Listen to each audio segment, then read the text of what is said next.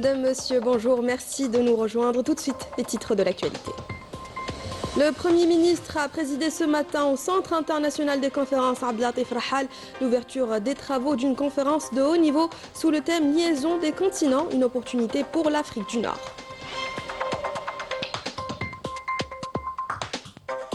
La mise en service de la ligne minière de l'Ouest fait réagir les experts. Le directeur général de l'Union internationale des chemins de fer a mis en avant la vision stratégique de l'Algérie et le savoir-faire national. L'extrême droite française est mise en cause pour des détournements de fonds publics.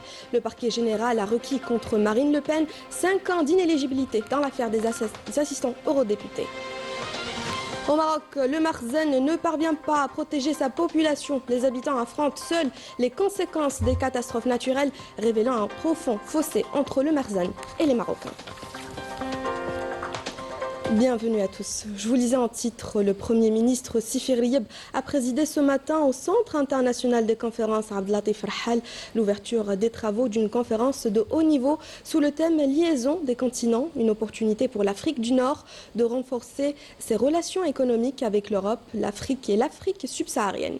La cérémonie d'ouverture de cette conférence s'est déroulée en présence de hauts responsables de l'État, de membres du gouvernement, du gouverneur par intérim de la Banque d'Algérie et de la directrice générale du Fonds monétaire international. Et à cette occasion, le Premier ministre a souligné que l'Afrique du Nord occupe une position stratégique qui lui permet de relier les continents et de créer de véritables opportunités de développement. Je vous propose de l'écouter.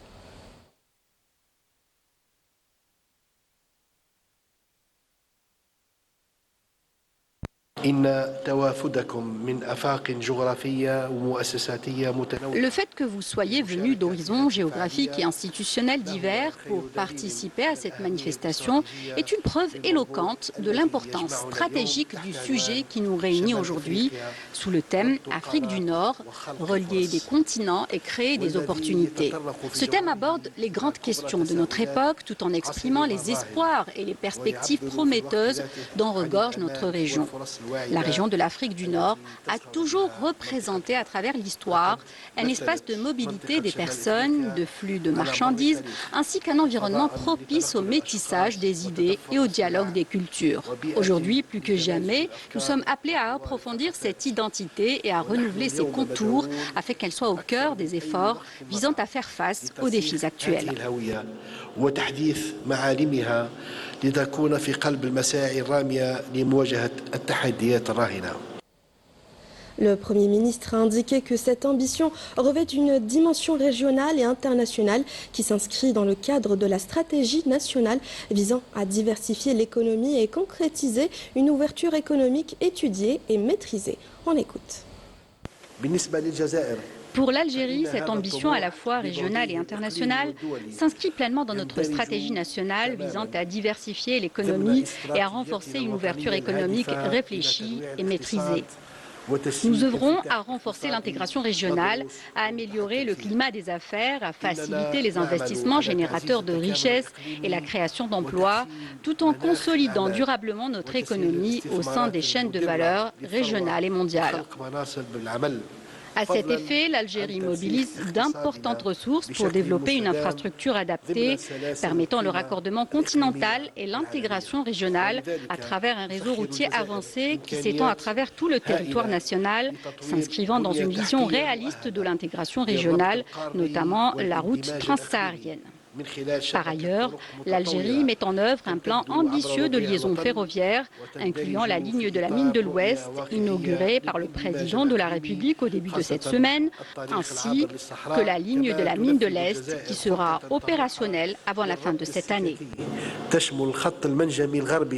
الذي وضعه السيد رئيس الجمهورية حيز الخدمة مطلع هذا الأسبوع والخط المنجمي الشرقي الذي سيكون في الموعد قبل نهاية السنة الجارية.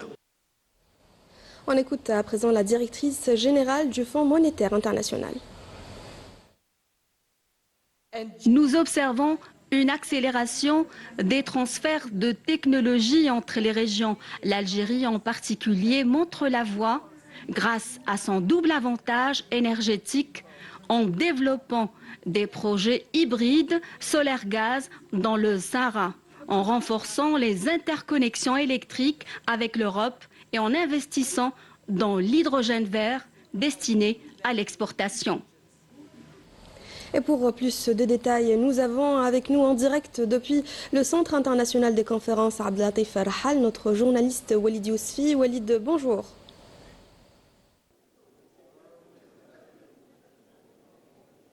Bonjour Mariam. Alors cet événement regroupe plusieurs responsables politiques, des experts mais aussi des institutions financières internationales autour d'un même objectif, renforcer le rôle stratégique de l'Afrique du Nord dans l'économie mondiale. Tout au long de ces 2 jours, des débats et des panels seront organisés portant sur l'intégration économique et le développement des échanges commerciaux entre l'Afrique et l'Europe. Au-delà des échanges, les participants ont surtout insisté sur la nécessité de passer des intentions aux actions concrètes afin de faire de l'Afrique du Nord un véritable hub économique reliant les continents. Voici ce que l'on pouvait dire sur la situation. Nous reviendrons vers vous avec plus de détails et plus d'informations dans nos prochaines éditions. Merci Walid pour toutes ces précisions. Dans l'actualité toujours, la mise en service de la ligne minière de l'Ouest fait réagir les experts du secteur ferroviaire. Dans une déclaration à la télévision algérienne, le directeur général de l'Union internationale des chemins de fer, François Daven, a mis en avant la vision stratégique de l'Algérie et le savoir-faire national mobilisé pour la concrétisation de ce projet structurant. Afef Belhouchet et Badé Amani. Desservant le sud-ouest de l'Algérie, notamment la mine de Garage Billet, la réalisation de la ligne ferroviaire Béchar-Tindouf-Garage Billet sur une distance de 950 km force l'admiration de par le monde. L'Union internationale des chemins de fer UIC salue l'inauguration de ce chemin de fer et exprime son enthousiasme et ses félicitations suite au lancement de ce dernier tronçon de grande envergure. Selon l'UIC, la mise en service de cette importante infrastructure démontre le recours des grands acteurs industriels au rail comme élément d'une stratégie de développement globale et respectueuse de l'environnement. Ce projet, c'est vraiment emblématique du fait que quand on a un grand projet minier, c'est tout à fait optimal de créer une grande ligne de chemin de fer, donc ce qui s'est passé en Algérie. C'est aussi optimal, et ça c'est une vision qui est vraiment assez forte, que la SNTF utilise cette ligne de transport minier pour faire du transport de passagers. Parce qu'en Afrique, on a quand même des réseaux qui sont constitués beaucoup pour l'exploitation des ressources minières ou des ressources naturelles. L'UIC a ajouté que le rythme rapide qu'a connu le projet met une nouvelle fois en évidence ce qu'il est possible de réaliser lorsque l'ensemble des parties prenantes travaillent efficacement ensemble autour d'une vision commune. Dans un pays comme l'Algérie qui a de grandes ressources minières, et ça c'est une chose qui est valable finalement depuis la création des chemins de fer, étant donné que c'est un transport massif, c'est-à-dire que c'est très adapté au transport de minerais, on a une rentabilité avérée pour des chemins de fer miniers. Donc de ce point de vue-là, c'est effectivement un peu un modèle de vision, c'est-à-dire que on crée une exploitation minière, on crée également le chemin de fer qui va avec. Je trouve que ce qui est intéressant, c'est que vous avez vraiment fait les deux, avec une vision de planification qui, à mon avis, est quelque chose qui doit être dupliqué, vraiment utilisé pour développer la connectivité au niveau africain. Remercions l'Agence nationale algérienne des études et suivi de la réalisation des investissements ferroviaires, INSRIF, membre de l'UIC. L'Union souligne que ce projet place l'Algérie comme acteur majeur du rail en Afrique. Je pense que ce qui est très net avec l'Algérie, c'est la grande maîtrise technique. C'est-à-dire que au niveau de l'Algérie, que ce soit la Nesrif ou la SNTF, vous avez vraiment de très bons ingénieurs. Il y a une très grande maîtrise à la fois de la technique et des plannings et une vraie vision d'aménagement du territoire.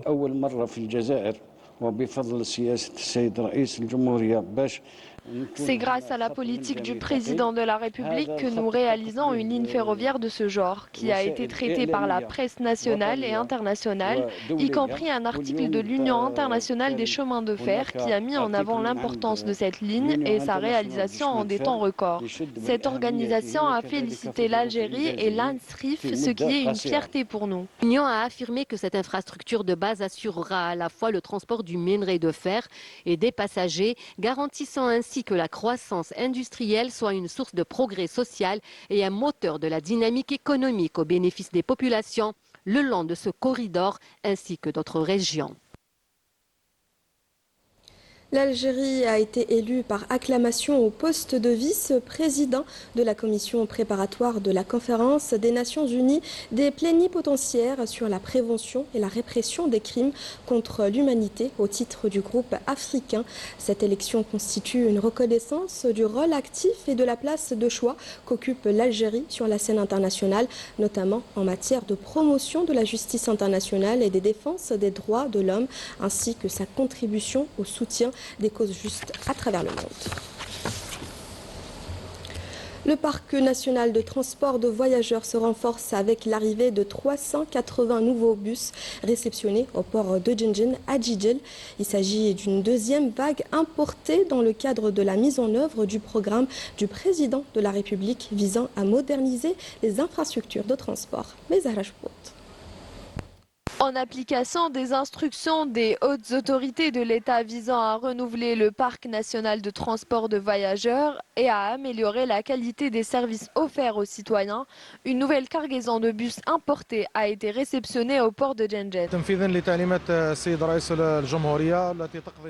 Dans le cadre de la mise en œuvre du programme du président de la République visant l'importation de 10 000 nouveaux bus, nous avons réceptionné une cargaison de 380 bus de différents types.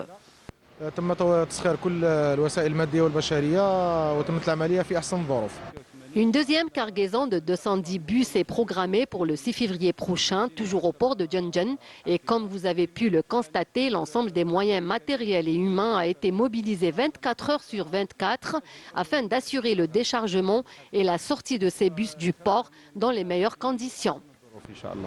Pour rappel, une première cargaison de 335 bus avait été réceptionnée dimanche dernier au port d'Alger. D'autres cargaisons du même genre sont prévues à travers plusieurs ports du pays. Santé à présent, la stratégie nationale de lutte contre le cancer mobilise tous les moyens et tous les efforts, même dans le privé. Les soins sont gratuits, notamment pour les enfants, et ce grâce à des conventions signées avec la Caisse de sécurité sociale. Au centre anti-cancer de Tizi Ouzou, cette prise en charge soulage déjà de nombreuses familles. Les enfants atteints de cancer reçoivent gratuitement le traitement de radiothérapie dans cet hôpital privé. Je suis venue de la wilaya d'Aflou avec mon fils atteint d'un cancer du cerveau dans le cadre de la gratuité des soins consacrés par les hautes autorités du pays. Car vous n'ignorez pas que les tarifs de la radiothérapie sont excessifs. Ils lui ont fait une opération chirurgicale, une radiothérapie de 21 jours, ensuite une césarienne. Le bébé est en très bonne santé. C'est un miracle, une fierté pour l'Algérie.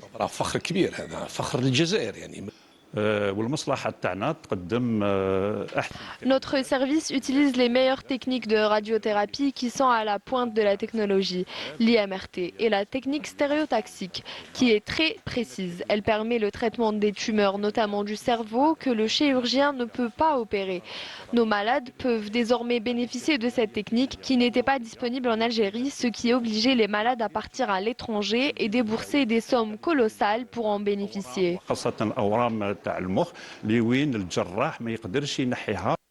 La convention de la Caisse nationale d'assurance sociale CNAS avec les cliniques privées pour la prise en charge des enfants cancéreux couvre totalement les frais des soins qui leur sont prodigués. La CNAS prend en charge les frais des soins prodigués aux enfants, y compris l'hébergement, la restauration et même le transport. Cette initiative s'inscrit dans une volonté politique de faire de la sécurité sociale un levier de solidarité pour les pathologies infantiles lourdes, incluant également des projets de création de centres d'oncologie pédiatrique. L'extrême droite française est mise en cause pour des détournements de fonds publics. Le parquet général a requis contre Marine Le Pen 5 ans d'inéligibilité à 4 ans de prison, dont 3 avec sursis et 100 000 € d'amende dans l'affaire des assistants d'eurodéputés du Front National, révélant les dérives financières d'un mouvement qui se prétend défenseur de l'intérêt public. Mais à Rajpout. Se posant en garante de la morale et de la rigueur, l'extrême droite française est vite rattrapée par la réalité. Une peine de 5 ans d'inéligibilité et 4 ans d'emprisonnement dont 3 avec sursis ont été requis mardi par le parquet général contre Marine Le Pen dans l'affaire des assistants d'eurodéputés du Front National. Une sentence qui illustre la dichotomie entre le discours et les actes d'un parti qui prétend défendre l'intérêt public. Donc, s'il y avait inéligibilité, même sans exécution provisoire, ça serait très difficile pour Marine Le Pen de mener une campagne présidentielle. Mais l'affaire ne s'arrête pas au prétoire. L'argent soupçonné d'avoir été détourné irrigue aussi un écosystème médiatique d'extrême droite, transformé en machine de propagande. Les plateaux deviennent des tribunes et les débats virent au règlement de compte. Des pseudo-analystes tirent à boulet rouge sur tout ce qui est susceptible de détourner l'attention de l'opinion française, l'islam, l'immigration et bien sûr l'Algérie. Sont les thèmes de prédilection de cette mouvance politique qui exploite la peur pour exacerber les haines et masquer ainsi ses propres dérives. La justice vient ainsi démasquer les défenseurs autoproclamés de la vertu dont le programme est bâti sur le discours de la haine. L'Algérie a vraiment...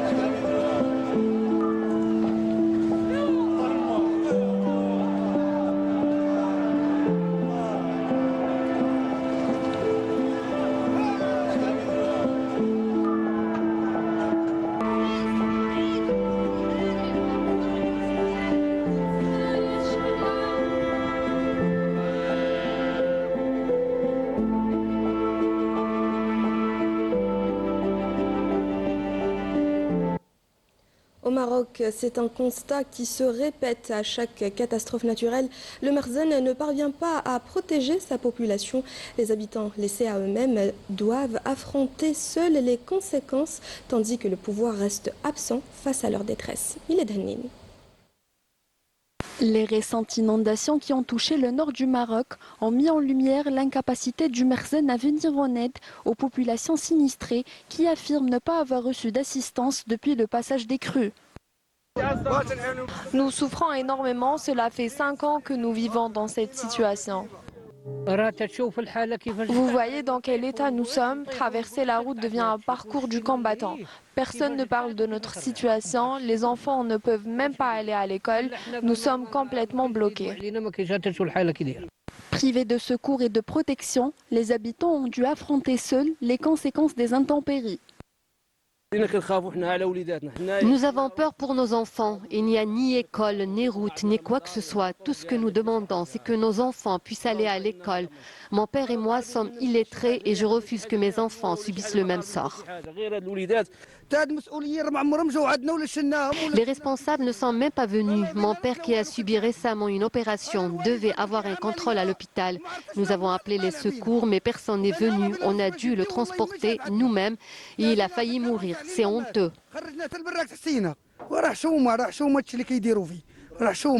Cette tragédie révèle la profondeur du fossé qui se creuse chaque jour un peu plus entre le Merzen et la population. Dans l'actualité internationale toujours, les attaques se poursuivent à Gaza malgré le cessez-le-feu. 24 Palestiniens ont été tués et d'autres ont été blessés dans des bombardements menés par l'armée de l'occupation sioniste. D'autres frappes ont visé le secteur d'Al-Mawasi à Khan Younes dans le sud de Gaza où des dizaines de milliers de déplacés vivent sous des abris de fortune. Le Croissant Rouge palestinien a annoncé la mort d'un de ses secouristes durant une intervention pour évacuer des blessés dans cette zone. Et nous terminons ce journal avec la cérémonie de remise du prix Amir Abdelkader pour la recherche et les études historiques dans sa première édition, lors de laquelle 3 chercheurs algériens ont été primés. La cérémonie s'est déroulée au Palais de la Culture Moufti Zakaria à l'occasion de l'anniversaire de la 2e allégeance à l'émir Abdelkader, en présence de la ministre de la Culture et des Arts, du ministre des Moudjahidines et des Ayants droit et du conseiller du président de la République chargé de l'éducation, de l'enseignement supérieur, de la formation professionnelle et de la culture.